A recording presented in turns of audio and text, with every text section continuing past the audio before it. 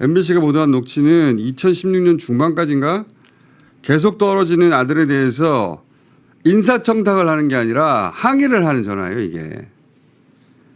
부당함에 대해서.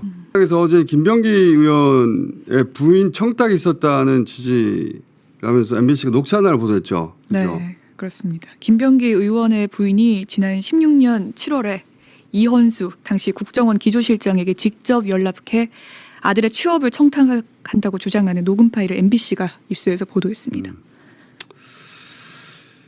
이게 굉장히 이상한 일이거든요. 왜냐하면 김병기 의원이 장관 입각하는 게 아니잖아.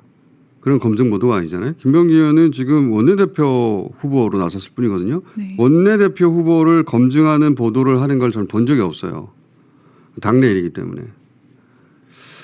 이 녹취는 당시 국정원 박근혜 정부 시절 국정원의 고위 인사하고 부인의 통화잖아요. 근데 이 통화를 부인이 유출했을 리는 없잖아요. 그렇죠. 그리고 당시 2018년인가 그 2년 후에 이 통화가 있었는지 국정원 내부 감사가 있었어요. 그때 문제 없다고 결론 난 것이고 감사를 2번인가 했지 아마. 그 감사 때 이 포렌식을 했으면 했겠죠. 네. 그래도 국정원 내에 있어야 하는 통화 파일입니다. 이게 왜 나왔을까? 어디서 나왔을까? 누군가 국정원에서 김병기 의원이 원내대표가 되는 걸 싫어하는 게 아닌가 그렇게 생각이 드는데 저로서는 좀 더 확인해 봐야 되겠어요. 이게 벌써 이 통화는 9년 전에 있었던 일인데 이 일로 제가 김병기 의원 그때는 의원이 아니었어요.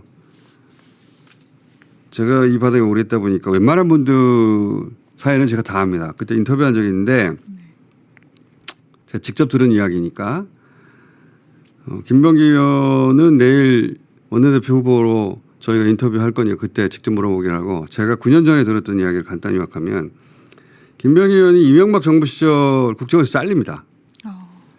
왜 잘리냐면은 김병기 의원이 국정원에 있던 시절 김대중 정부가 출범하면서 국정원 개혁 TF에 차출이 됐어요.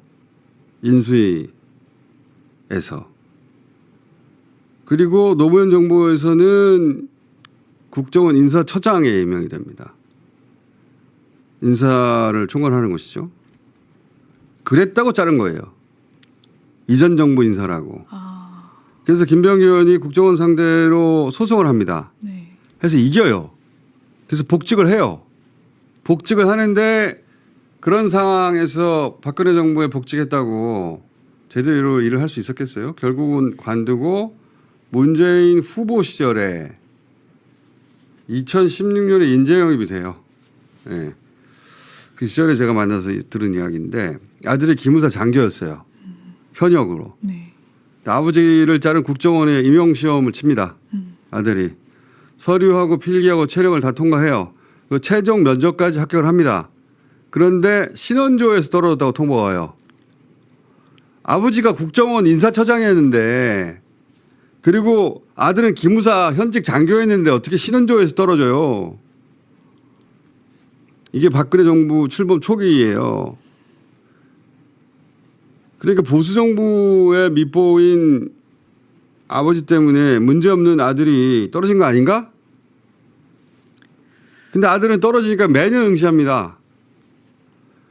그러다가 2016년까지 계속 떨어지는데 2016년 박근혜 정부 말기 가서 드디어 합격하는데 네 번째인가? 뭐 그때 합격을 해요. 네 계속 시험 쳐가지고 매년. MBC가 보도한 녹취는 2016년 중반까지인가?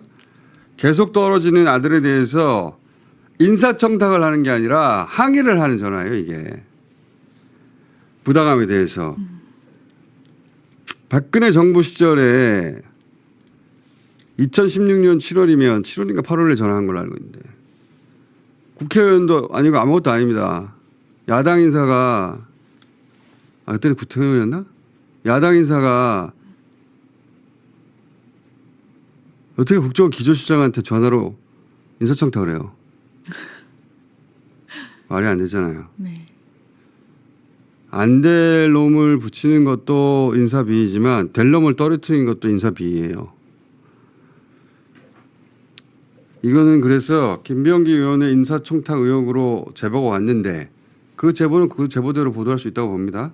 그런데 당시 국정원이 정치적 이유로 될 놈을 떨어뜨린 인사비리를 저지른 거 아닌가라고 취재할 일이죠.